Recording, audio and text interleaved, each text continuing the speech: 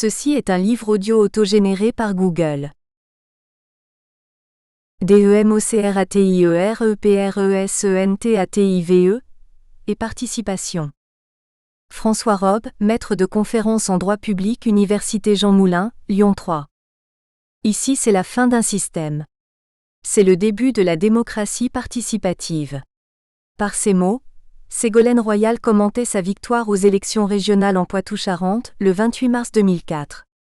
Depuis, la démocratie participative est devenue l'un des chevaux de bataille des 21 conseils régionaux socialistes. Des vice-présidences lui sont consacrées.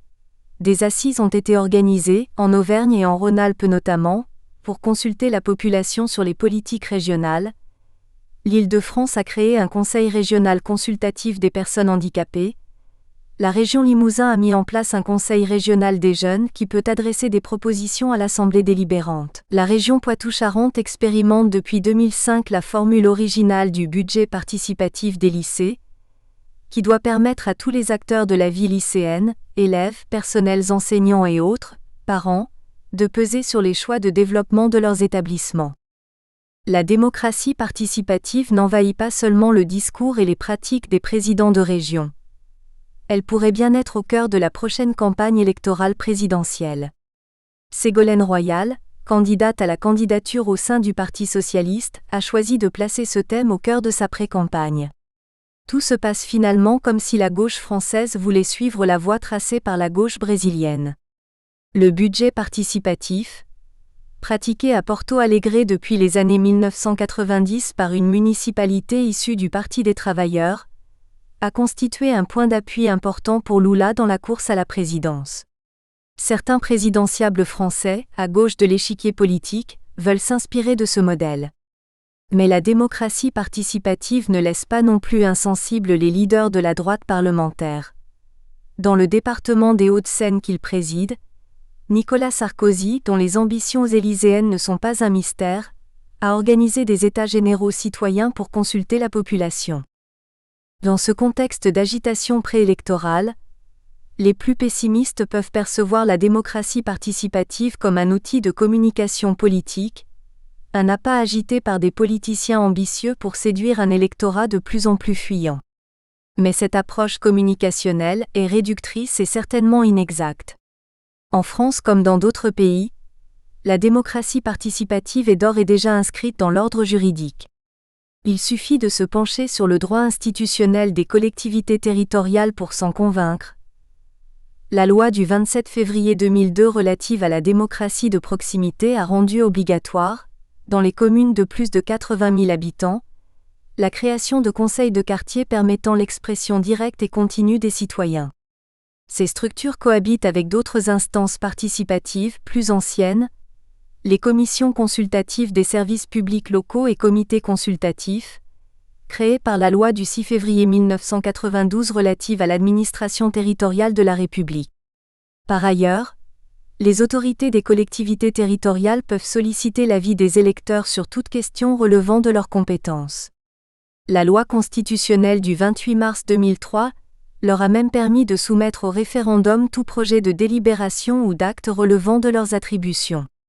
Cette même loi constitutionnelle a aussi admis le principe d'un droit de pétition bénéficiant aux électeurs des collectivités territoriales. Certes, les réformes de 2003 n'ont pas ou pas encore produit tous leurs effets. Mais cette inscription de la démocratie participative dans les textes, notamment dans la Constitution elle-même, ne peut être perçue comme un phénomène anodin. Des techniques de démocratie participative existent également en dehors de la sphère de l'administration locale. L'enquête publique occupe depuis longtemps une place importante dans de nombreuses procédures d'aménagement et d'urbanisme. Elle cohabite aujourd'hui avec le procédé plus souple de la concertation. L'essor du droit de l'environnement s'est accompagné de la création de la procédure du débat public. L'information et l'écoute des citoyens revêtent, dans les domaines de l'environnement et de l'urbanisme, une importance capitale.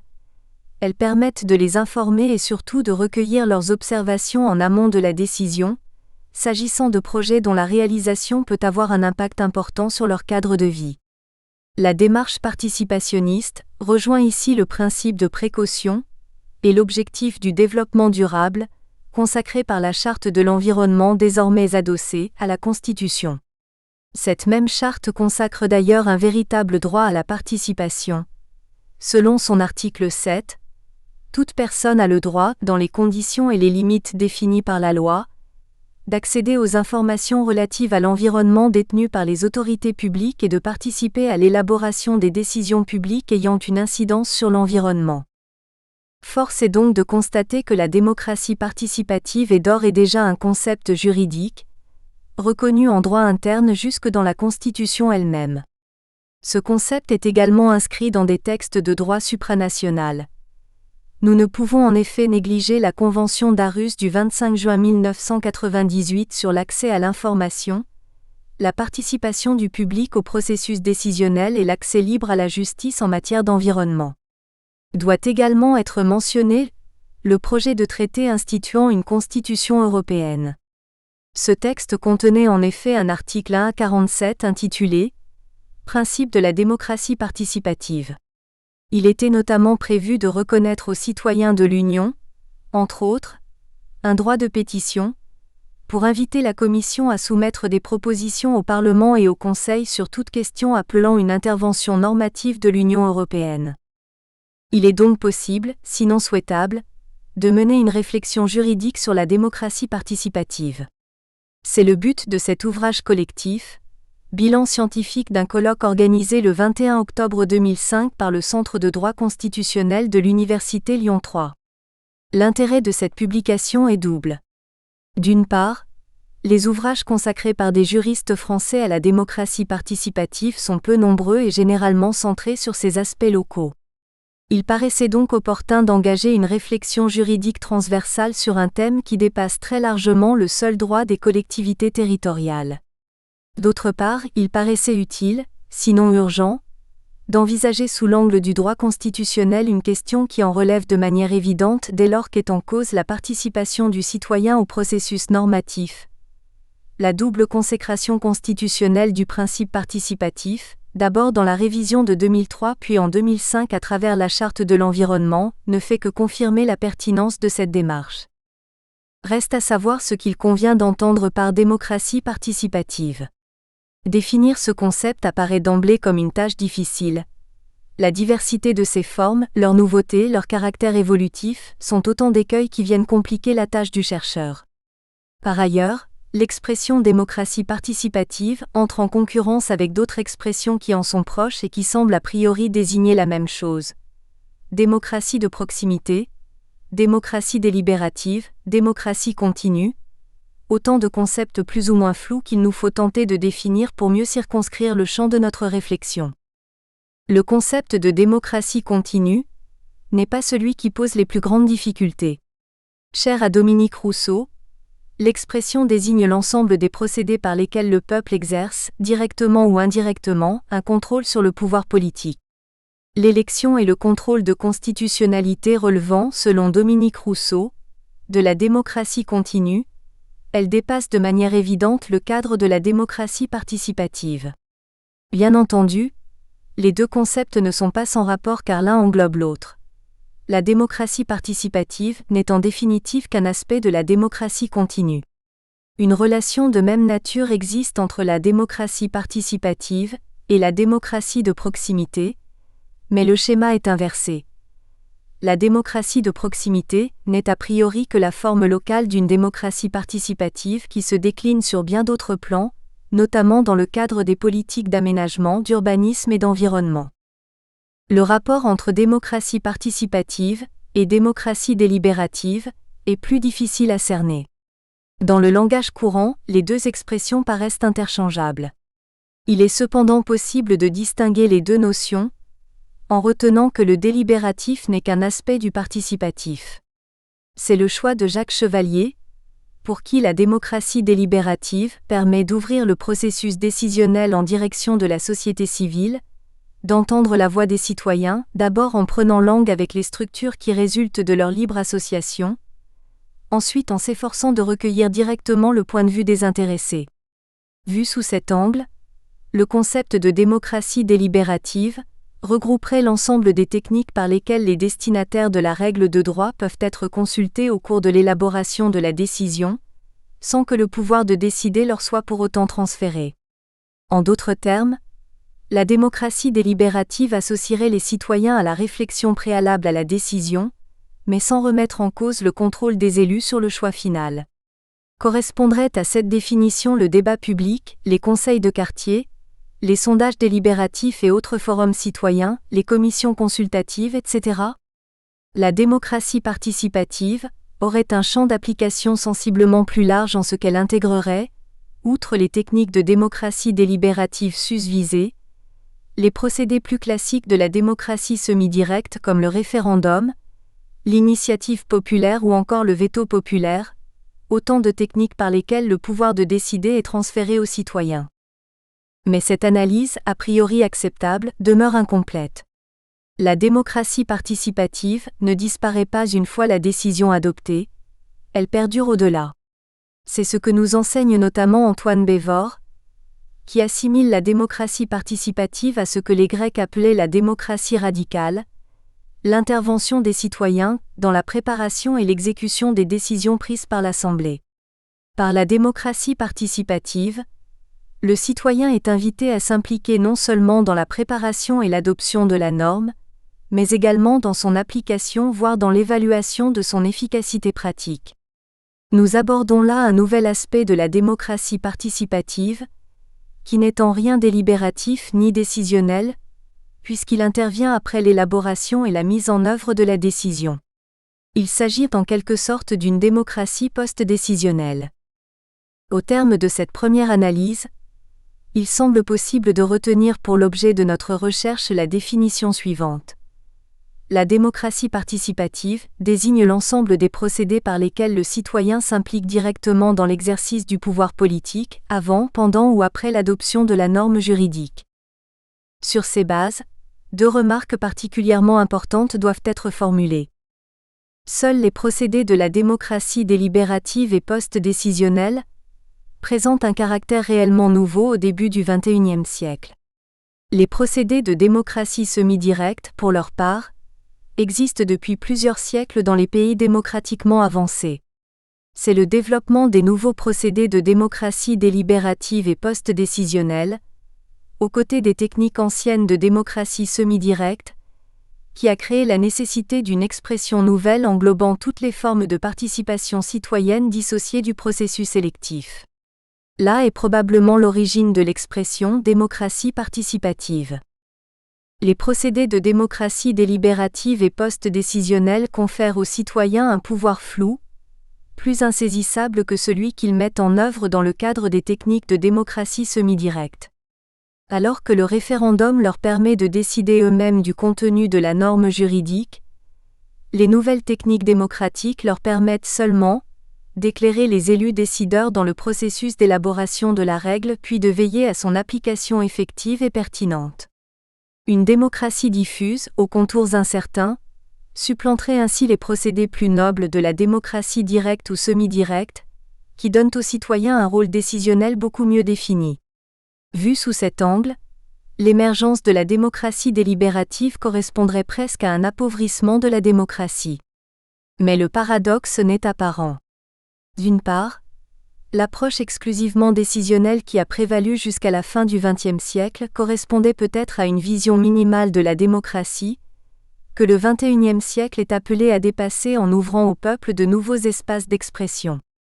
Par ailleurs, le développement de la démocratie semi-directe dans les démocraties occidentales a été le produit d'une perception négative de la démocratie représentative, vécue comme un travestissement de la vraie démocratie.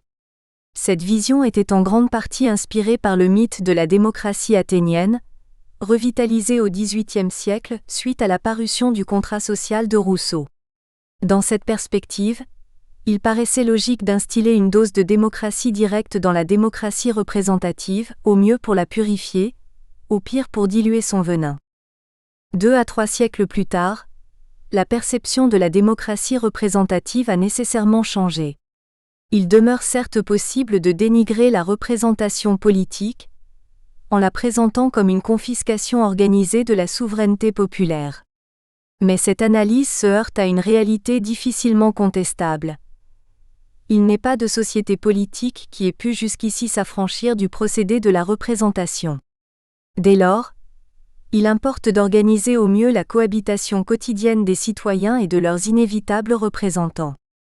Plutôt que de faire perdurer une logique de concurrence et de confrontation dans laquelle chacun tente d'accaparer le pouvoir décisionnel de l'autre, la nouvelle démocratie privilégie la voie médiane de la coopération. Elle permet aux représentants d'associer le citoyen à l'élaboration et à l'exécution de la règle, sans pour autant se priver du pouvoir essentiel de décider au nom du groupe. Car ce pouvoir de décision par représentation est la condition même de l'existence et de la permanence de la collectivité politique, par-delà les individualités qui la composent. Quoi qu'il en soit, l'intérêt porté aujourd'hui à la démocratie participative est intimement lié à une volonté de résorber le déficit démocratique qui ronge le système représentatif. Les nouvelles techniques de participation ont en effet l'avantage de dégager la démocratie de la logique binaire, dans laquelle elle était enfermée jusqu'ici. Dans le processus électif et même dans le référendum, la gamme des choix ouverts aux citoyens est somme toute assez restreinte. Voter pour le oui, pour le non, préférer un candidat à un autre ou en désespoir de cause, s'abstenir. Le bulletin de vote, mode d'expression démocratique limité, n'est jamais en mesure de traduire toute la complexité de l'opinion d'un citoyen. Les nouvelles techniques démocratiques laissent entrevoir l'espoir d'une démocratie plus mature, dans laquelle le citoyen pourrait exprimer de manière quasi continue une opinion susceptible d'évolution et de multiples nuances, insaisissables dans la démocratie classique. Cette dernière souffre certainement du caractère instantané du vote et de la classification dont il fait l'objet sur une échelle partisane prédéfinie et limitée.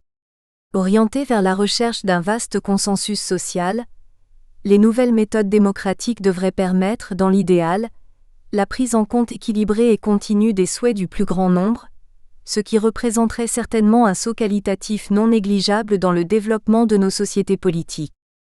À l'issue de cette présentation liminaire, le développement de la démocratie participative peut être perçu comme le remède miracle qui sortira nos vieilles démocraties de l'apathie dans lesquelles elles semblent être tombées.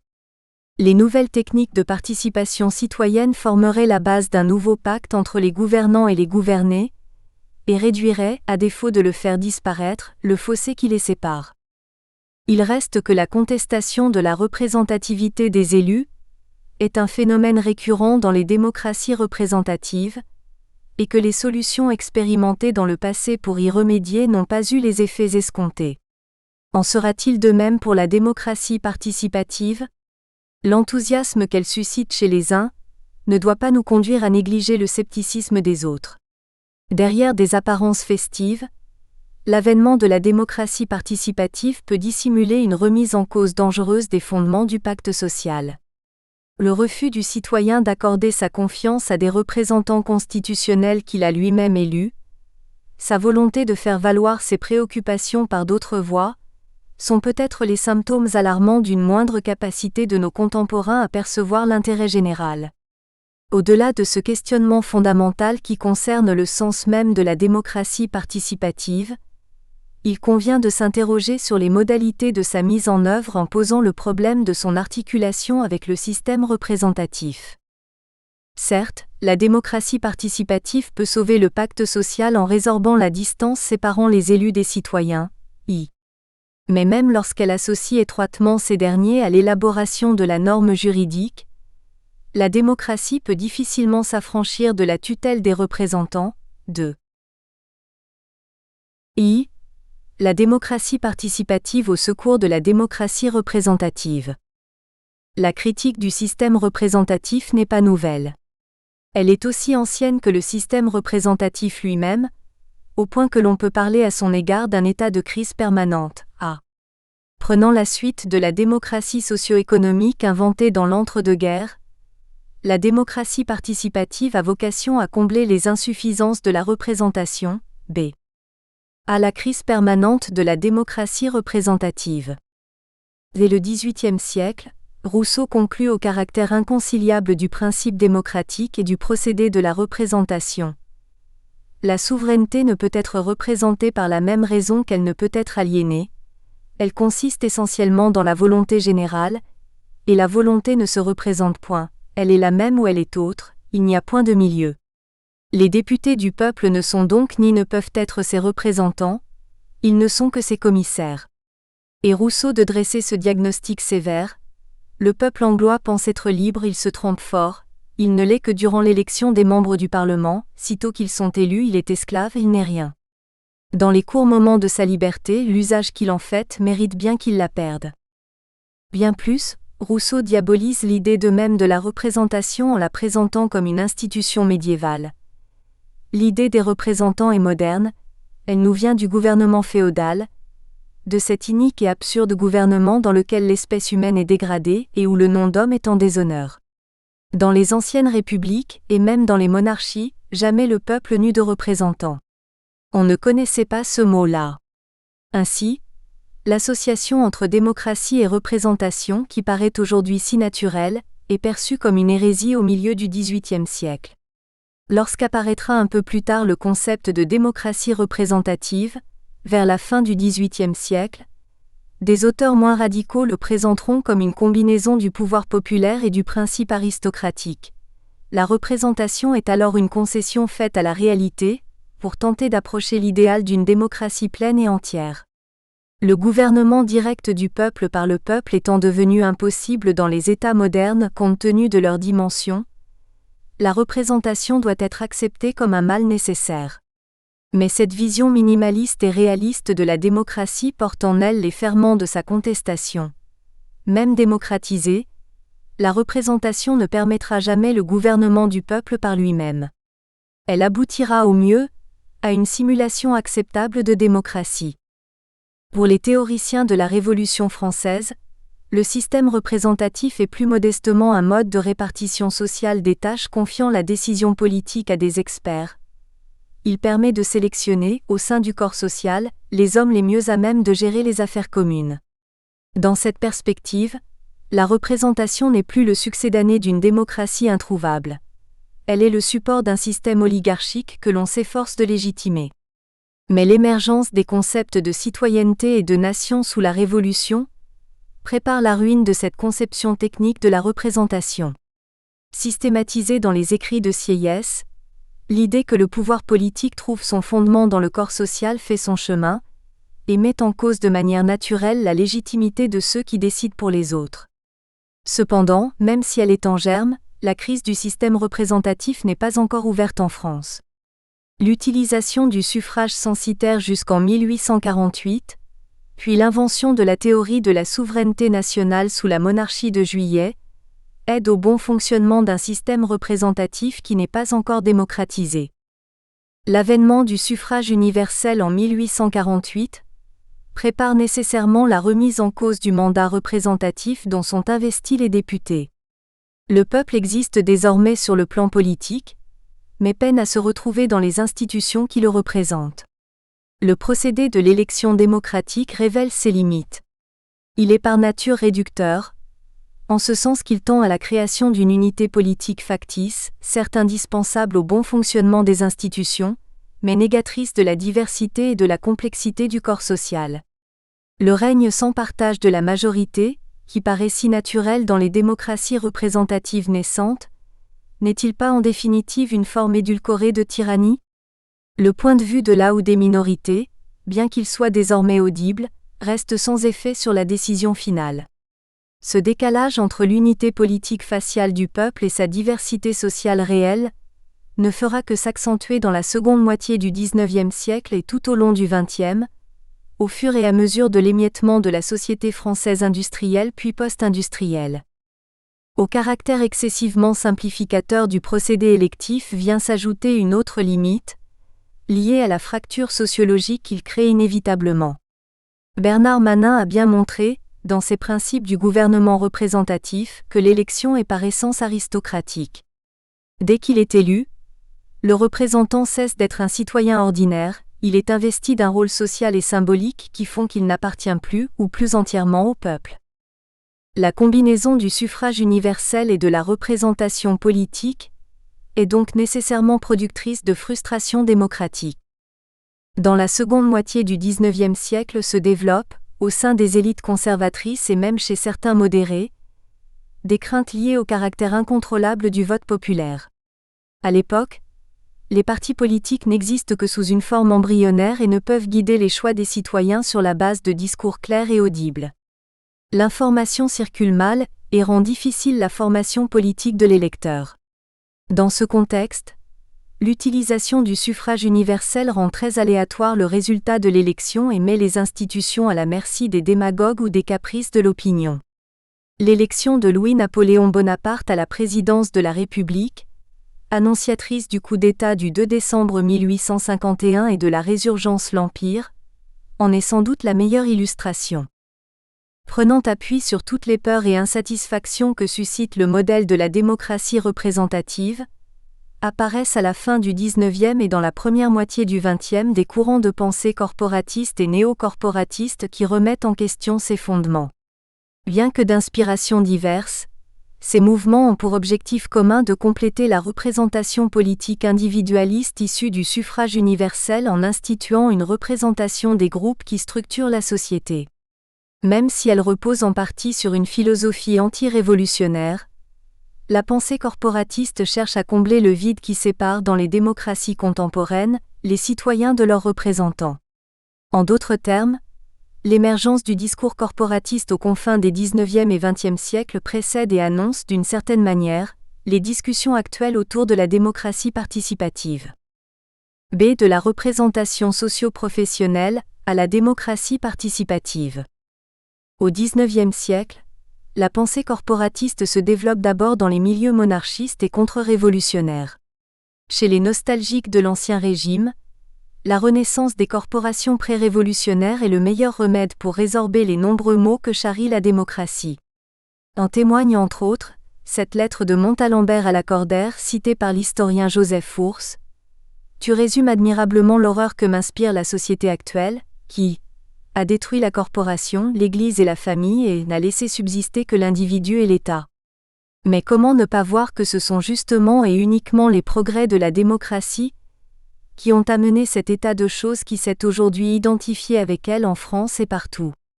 Partout en effet où la démocratie fait des progrès, on voit s'affaiblir graduellement la religion, l'esprit et les lois fondamentales de la famille et enfin les corporations. Ces dernières surtout sont incompatibles avec la démocratie parce qu'elles impliquent toujours une hiérarchie, une échelle sociale au lieu d'une table rase et c'est ce que la démocratie ne peut souffrir. Le même rejet de la démocratie représentative apparaît dans les écrits du marquis de La Tour du Pin.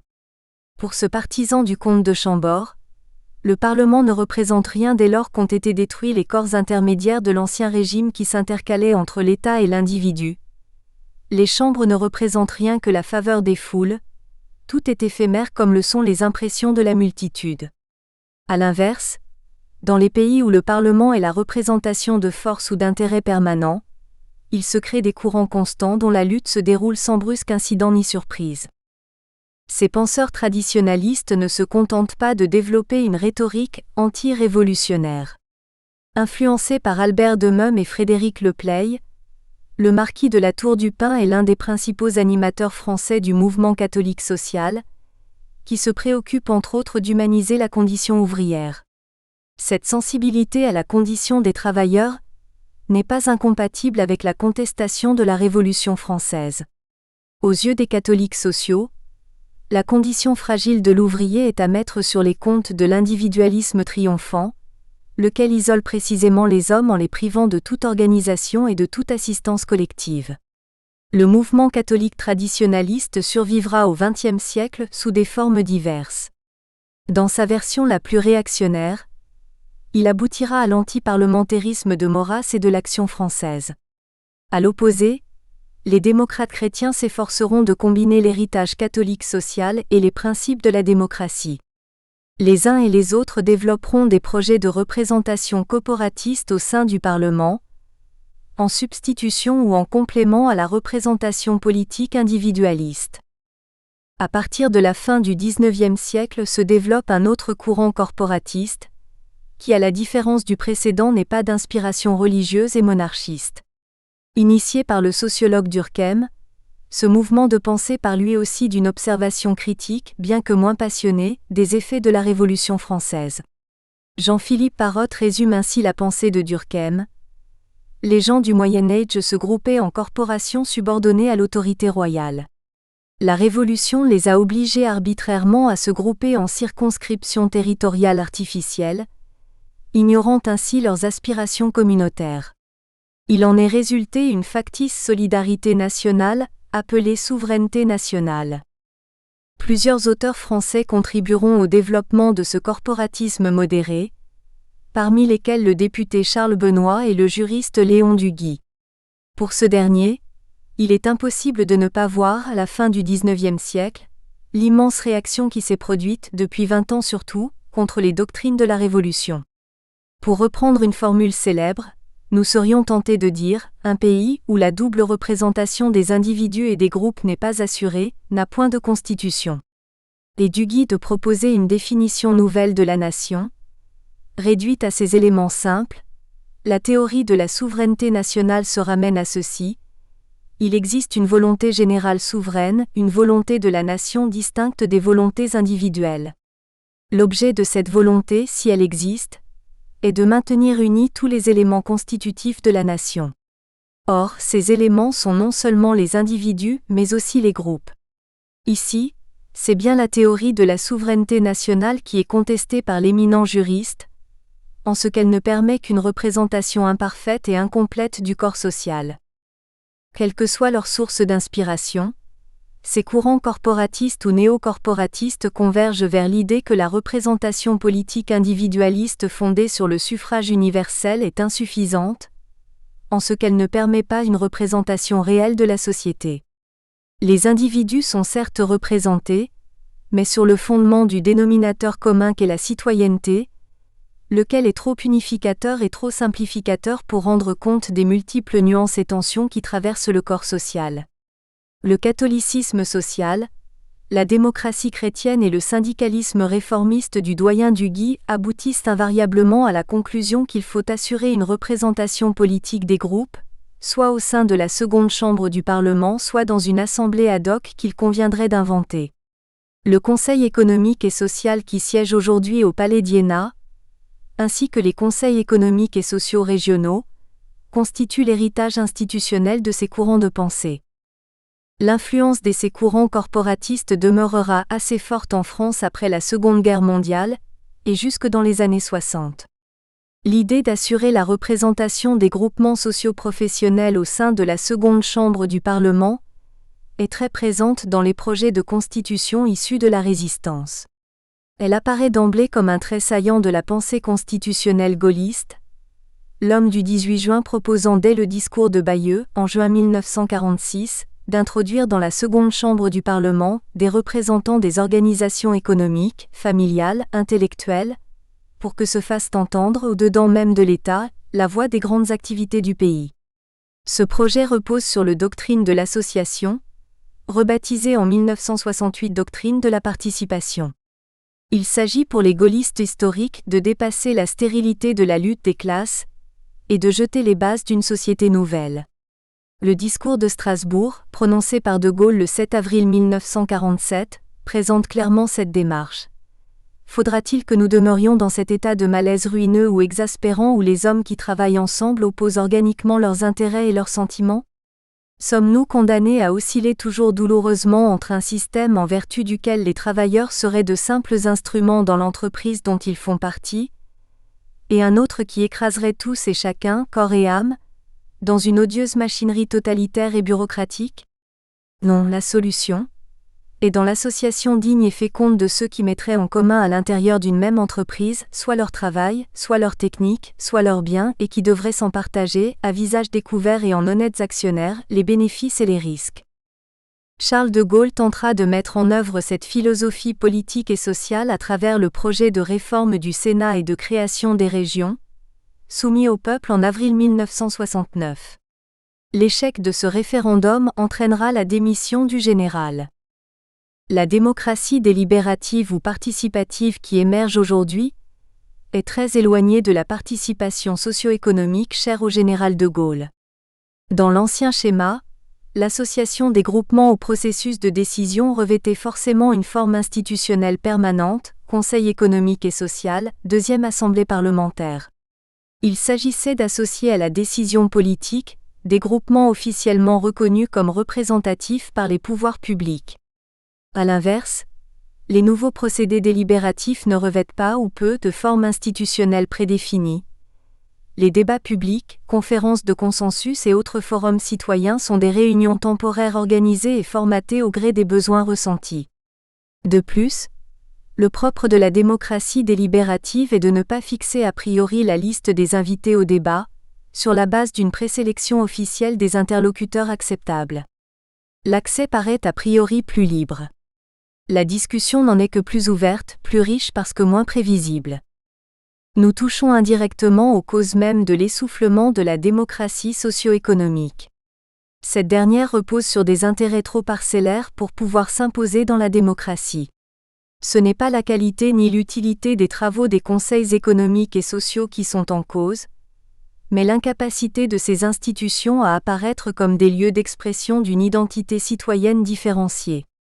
Ni les représentants politiques investis par le suffrage universel ni les citoyens eux-mêmes ne sont disposés à accepter que des syndicats ou des associations, porteurs d'intérêts particuliers, assurent à un titre quelconque une représentation de type politique. Car la légitimité ne peut venir que du suffrage de tous. Malgré son relatif échec, la démocratie socio-économique inventée au XXe siècle est venue créer une deuxième catégorie de représentants, moins visibles que les élus traditionnels parce que désignés dans des cercles plus restreints. Au fossé qui séparait initialement l'électeur de son député s'ajoutent maintenant d'autres fossés, plus larges encore, qui séparent l'individu de ses représentants sectoriels. Il paraît donc naturel que le citoyen du XXIe siècle, instruit et quotidiennement informé, ne cherche pas de salut politique dans ces assemblées économiques et sociales qui lui sont étrangères. Parfaitement imprégné de l'idéal démocratique, il entend participer lui-même directement au système politique, en s'insérant individuellement dans le processus décisionnel. Vu sous cet angle, l'avènement de la démocratie participative est peut-être le symbole du triomphe de l'individualisme. Il illustre peut-être aussi, de manière éclatante, l'irruption du marché sur la scène politique, car le nouveau citoyen qui émerge n'entend participer qu'aux débats et décisions qui le concernent directement. Mais ce comportement consumériste du citoyen est-il condamnable ? Peut-on exiger d'un être humain qu'il sacrifie gracieusement son temps dans des débats qui ne le touchent nullement ? La réponse ne peut être que négative, sauf à vouloir se réfugier dans un angélisme démocratique confinant à la naïveté. Dans le même ordre d'idées, la stigmatisation de l'effet NIMBY, omniprésente dans les travaux universitaires consacrés à la démocratie participative, résulte d'une idée préconçue de ce que devrait être un bon débat. L'important n'est-il pas que le citoyen puisse s'exprimer dès lors qu'il le désire, et ce quel que soit le contenu de son discours ? En distinguant d'emblée les bonnes et les mauvaises contributions au débat, ne perdons pas de vue l'idéal égalitaire qui est à la base de la démocratie ? On ne peut inviter le citoyen à contribuer au processus décisionnel en exprimant son point de vue, puis lui reprocher dans un second temps d'avoir négligé, dans le débat, l'intérêt général au profit de son intérêt personnel. À vrai dire, le contenu de la vie émise importe peu. Ce qui compte avant tout, c'est l'innovation procédurale qui consiste à associer le citoyen à l'ensemble du processus décisionnel, car elle est la base d'un dialogue entre l'électeur et l'élu. La démocratie ne peut vivre durablement sans une implication minimale des citoyens. Mais en sens inverse, la démocratie même participative ne peut vivre durablement sans le concours des élus. De l'omniprésence des représentants dans la démocratie participative. Le développement de la participation des citoyens séduit les élus autant qu'elle les effraie. Aussi les parlementaires ont-ils pris un certain nombre d'initiatives afin d'encadrer au mieux la démocratie participative. Cependant, malgré ces réticences, les nouvelles procédures de participation ne sont pas sans effet sur le système représentatif. Elles suscitent l'apparition de nouvelles figures de représentants à une démocratie participative sous contrôle des élus. Nombreux sont les élus locaux et nationaux qui perçoivent les nouvelles formes de démocratie comme le moyen de renouveler le pacte civique et de contrer le déficit de légitimité dont souffrent les institutions. 2 raisons peuvent être invoquées pour tenter d'expliquer ce phénomène. En premier lieu, il est probable que les élus, constamment exposés aux récriminations de leurs électeurs, soient les premiers à souffrir de la crise du civisme que traversent nos sociétés.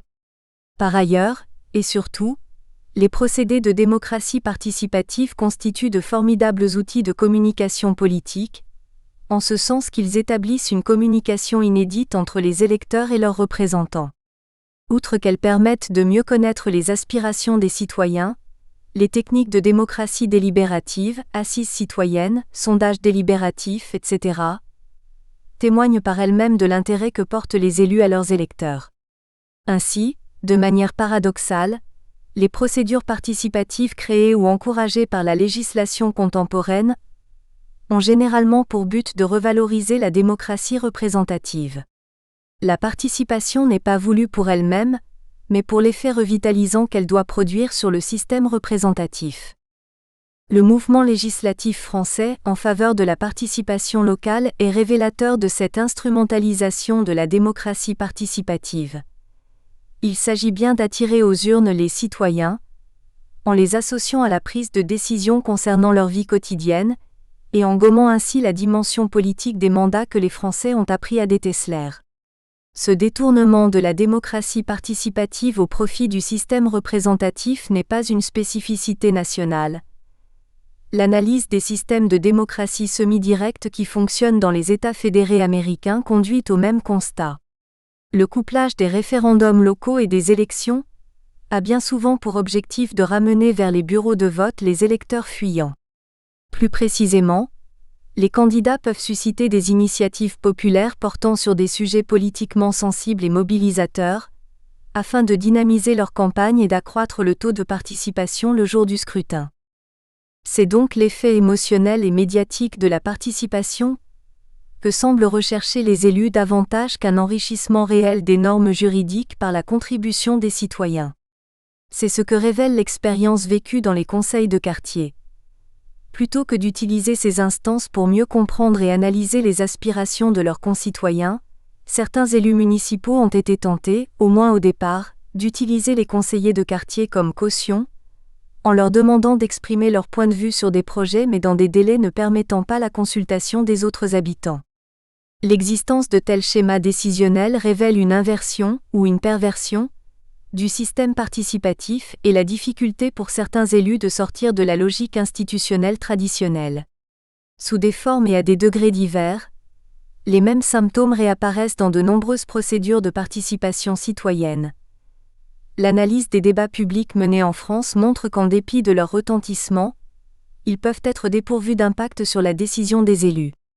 La même difficulté apparaît dans le cadre de la concertation et de l'enquête publique.